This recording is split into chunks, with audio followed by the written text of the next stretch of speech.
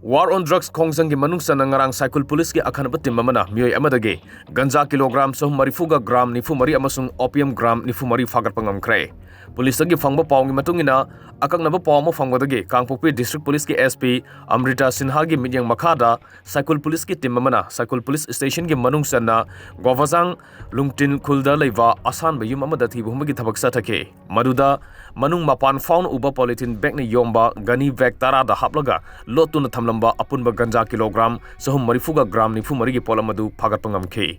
makha tana thodok adu da senaba kangla tombi dage syam basnet sahi yangkhaini pan hairiba miyoi asisu police na phagat ke loinana sangmai police ki team ga loinana hairiba miyoi asidage opium gram nifu marisu phagat pangam ke tungda NDNPS ek ki makha da cycle police station da case ama register tokduna makha tana thijin ba hokre hairi